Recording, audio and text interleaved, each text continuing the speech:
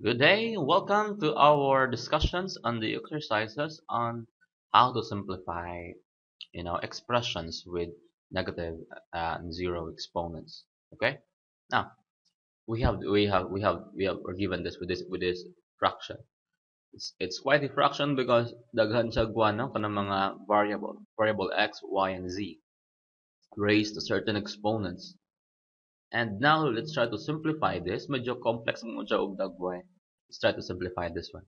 But as you take a look on this expression, sayon lang ni siya kay tanan terms diri naka-multiply lang o naka-divide, walay naka-add or something. Ang pinaka amang ko daani kanang pinaka more or less pinaka pitfall na magkamali ta is if we think that these two terms are being what? Being subtracted. Kaya agi ang may negative sign there, no? Most of the time mapagkamalan man gud ni siya nga nakaingon ani ba? Most of the time mapagkamalan ni siya nga ingon ani ang iyang gimin x to the 9 y cube z cube minus 9x to the 4 y6 z4. Mapagkamalan siya nga kaning duha ka terms naka-subtract because of the negative sign here in 9. But di na siya ingon ana, okay? Unsa day dapat na siya atong pag-analyze ani niya? In my case, no, sa ako ang mga kuan when I solve this problem, kaning mga negative, I put this as the sign of the numbers, okay? Naka-multiply lang ba dayon tanan. More or less in my approach, ing-ana nga ako ang ginabuhat ani nila. I put here kay wala man kay murag wala may number na sunod aning negative diri no, but kung wala gali number meaning ana negative 1 ang iyang tapad. Ingon ana na siya. So mag-ingana kung pag-approach ani niya. Negative 1 times x to the 9 y cube z cube negative 9. Meaning ako lang siyang gilahi. X to the 4 y6 z4. Anong gilahi man ako siya? Para number sayo naman lang gusto no, dapat ang mga number magkuyog na sila tanan mga numbers, meaning mga constants and mga variables magkuyog po na sila. Take note na kaning multiplication okay lang bahalag kinsay mauna. For example, na kay a or x times y, okay lang na siya og y times x. Pareho ra na sila, meaning dili importante kung magdagan-dagan na sila basta naka-multiply sila tanan. And kung ingani mong paglantaw karon naka-multiply tanan imong panglantaw ani nila, meaning pwede magdagan-dagan ng mga ang meaning ay no kanang x to the 9 naka-multiply sa y to the cube or z cube, meaning ana sila tanan naka-multiply, so pwede sila i-rearrange. Ingana ang technique. Okay? So I would like to rearrange first ang mga constants. Ako silang kaubano no sa denominator sa naglantaw ha kay ang denominator magud ang pinaka more or less pinakagubot dari. So ang tao nato siya negative 1, negative 9. Okay, so ang mga constant akong gitapad. Kaya ako na multiplyan na yun unya no. Then pagkahuman kaning mga naay x, ako silang tapadon no. X to the 9 times x to the 4. Okay? Times what? Y cube y6. So bali ako lang gipang ko ano tapad-tapad ang mga pareha og variable. Then z cube z4. Basta gali magtapad ng mga kwan meaning naka-multiply na sila, okay? Pero pag naay negative, dapat i-brace ni imong i-kon og parenthesis ang negative para dili o pagkamalan nga naka-subtract. For example, x times negative y. Dapat dili isulat nimo siya as x times negative y ingon ana dili kay x times negative y. Mapagkamalan man na siya nga x minus y, okay? So pag naay mga negative, imong isulod dapat og parenthesis para mailhan nga naka-multiply ra din sila tanan no. So bali pag naka-multiply ka, pwede ka maglihok-lihok.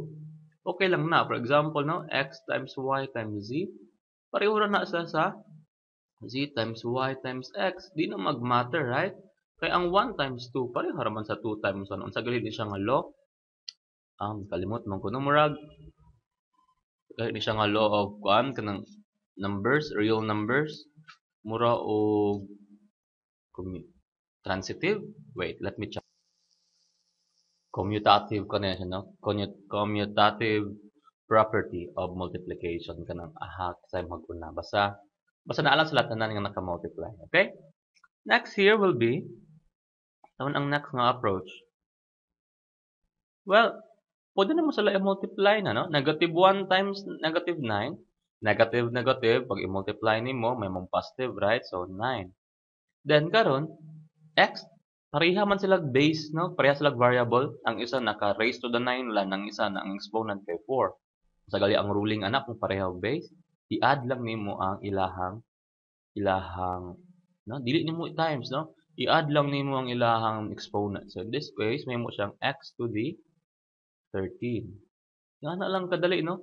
Basta naka-multiply ang duha ka term nga pareha og base, hindi lang pareha og power or exponent, imo lang i-add ang na exponent. Kung maglibog ka, di man ko sure kung naka-add ba to o naka-multiply ba to. Unsa man imong buhaton dapat? You need to go back to some example, okay? Mabutang kag example, no? Imong ibutang nga example kay ngun ani dayon, no? 2 squared times 2 cubed. Okay? Magmagama ka og example nga naay number. Pero gagmay lang nga number para ma-test nimo kung tama ba ang imuhang gibuhat, gi-add lang nimo, no? In this case, murag gi-add nimo ang power, equal ba ni siya sa ingani ang ko mga approaches para makasigurado ko makasigurado ko na well, tama ba nga akong gi-memorize or basig na mali na kung dapat i-times ba siguro? Equal ba rin siya sa 2 to the 5th? No? That's I usually do. I use numbers. Ang tawag ani nga technique, no, na na-develop is method of number substitution, okay? I don't know, pag gama na siya nga ngalan, but yung ana ako ang ginabuhat. So, let me check. What is 2 squared? Di ba 4 na siya? No? Ang bag that die, no, meaning anak naka-times na sila dahil sa tunga. 2 squared is 4 times 2 cubed. Ilang 2 cubed? 2 times 2 times 2, that's 8. Equal ba na 4 times 8? Pila man ang 2 to the 5th? Kalima, no? That's 32. Equal ba na sila? Answer kay yes. Equal gida. So dapat naka-add, no? Naka-add lang nimong 4 sa x. Tama ni x to the 13. Y to the 9. Z to the 7. Okay? Okay, ang hata as a numerator will be, ato lang kapyaw, no? 3, x to the 20, y to the 12, z 16. Okay? Dili na karon ang pinaka-interesting. Now, pag naagali ka sa denominator, pwede nimo isaka sa taas ang imuhang kuan basta naka-multiply lang tanan, okay? Ang multiplication man gud og division, mao ra gina sila, no? Kauban na kay na sila. So basta wala lang naka-plus or naka-multiply lang tanan mga terms, pwede naman sila isaka. So ang pagsaka, kung kaning x pasakahan sa taas, ang mahitabo lang is ma-negative ang iyahang kuan, ang iyahang exponent. Ingana lang kadali. Okay? Let's try that. See? X to the 20. Pag musaka sa taas ng x to the 13, may mo siyang x to the negative 13. Ano nung ipasaka sa taas? Kaya namang good x to the 20 dahil good o niya. Kabalo man ta nga mas dako pang x to the 20. So, ato siyang isaka sa taas. Okay? How about the other one? Y 12. Isaka nato ning y to the 9. May mo na siyang y to the negative 9. Okay? And z 16. Atong isaka ang z to the 7, mahimo siyang z to the negative 7. Ana lang kadali ba? Well, dali raman dai kay no. So no worries ta. Then divide lang nato na siya by pero pag nabilin. Wala tong gisaka no ang 9. Anyway, kabalo man ta kung pila na siya. So 3 divide 9. Actually pud nato ma-divide og 3 both ang numerator ug denominator, right? Or sa mahimo natang 1/3. Okay? Oh wait, dili sa na. Dili na ito ibutang og 1/3. Well, let me scroll this up kay murag nagbuot na sila. Okay, so now 3 sa ato sa nang ibutan ng 3 no. X to the 20 ug x 13 pag di ba pag pareho sila og base i-add lang gihapon nimo. So what is 20 minus 13? Ano 20 plus negative 13. Okay? As you can see, nagsunod ang positive negative, mura na siya og 20 minus 13, right? Okay, basta magsunod ang sign, pwede na mo sila ilisan ra og negative basta di sila pareho. That's 7. Okay? X to the 7. Y will be what? 12 plus negative 9. Or mura rag 12 minus 9, that's what? 3. Tama ba ko? More or less tama. Z to the 16 minus 7, 9. Okay? Over 9. So, karon, pwede na nato na siya ikuha, no? Bag na simplify naman siya. Well, pwede to divide both sides by 3. Maragunog, how do you simplify the fraction? I see. Mura man gud ni siya og kuan. Ana oh, 3, 9. Naka-multiply lang siya sa kanidayon nga kuan. Expression. X to the 7, y cubed, z to the 9. Ingani nakaayos ang mga multiplication, no? Pwede na mo sila grupo-grupuhon. What is 3, 9? Well, 3, 9 is simply, kung pasimplifyan ka na sa elementary, divide ni mo 3 sa numerator, divide 3, divide 3, ang answer will be 1/3. Or therefore, ang answer will be, ang pinaka-answer gid niya, no, simplified form is, pwede, ingani na siya pagsulat, pinaka-best will be x7, y cubed, 2 to the 9. Pwede times 1/3 or, ana lang, no? Kay z ni siya, z over 3. Okay? Ingana lang siya kadali. Ingana lang kadali ang mag-simplify. So, ito ang ruling na itong ginabuhat, Dani.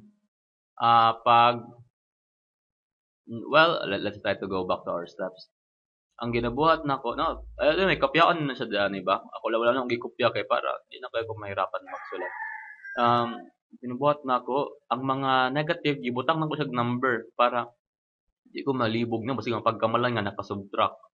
Lahi ng negative 1 times negative 9, lahi po ng negative 1 minus 9. Okay, no? Layo ra kaya na sila. No? Negative 1 times negative 9, layo ra kaya na sila sa, di na sila equal sa negative 1 minus 9. Basig nga pagkamalan na to ba? Na yung ana to ang given, dili. Lahi na sila. Ang negative 1 minus 9 should be written as negative 1 minus, ana na? Ana ang iyang pagkasulat. Na sa parenthesis na kay ka ng minus pa. Kung wala, meaning ana naka-multiply na tanan. Kung wala gali kay gibutang ako sa mga parenthesis, naka-multiply na sila by default. Ingana ang idea. Then pagkahuman, ato lang gigrupo ang mga pareha og base. Example x, pareha sila x, so ato lang gigrupo ang y, pareha y, ato silang gigrupo. Then pagkahuman, gi-add lang ang exponent. Algebraic addition, no? X 9 plus 4, that's 13. 3 plus 6, that's 9. 3 plus 4, that's 7. Ingana lang ang idea. Pagkahuman, atong gisaka. Anong mang gisaka? Napamangod siya kauban sa taas. Good nga mga x pod. So, pag isaka gali nimo or inaog, mo change lang ang iyahang sign. Kung negative, mahimo siyang positive. Kung positive na sa daan, kung negative na sa daan, mahimo siyang positive. For example, na ingana imong kuan x2 dire sa ubos kay x4.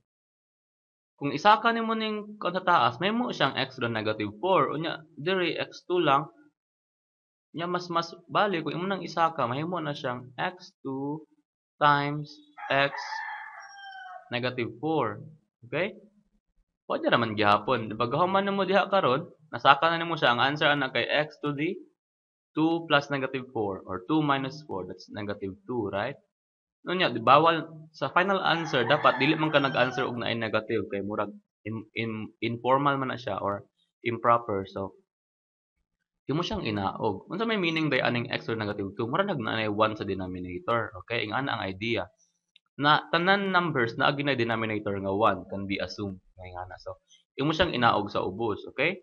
Pag inaog naman sa ubos, unsay mabilin sa taas? Well, napo na 1 di ana naka-multiply sa iya. 1 gina perma dili ko kay ma-0 na noon, no? So 1 over x squared. Pag munaog siya, pag mutabok gali ka sa taas or ubos aning naay bar, mo change lang ang imuhang paano, kung negative ka mahimo kang positive. Kaya ang best man gud unta ani kani nga kuan para di na ka magnaog-naog.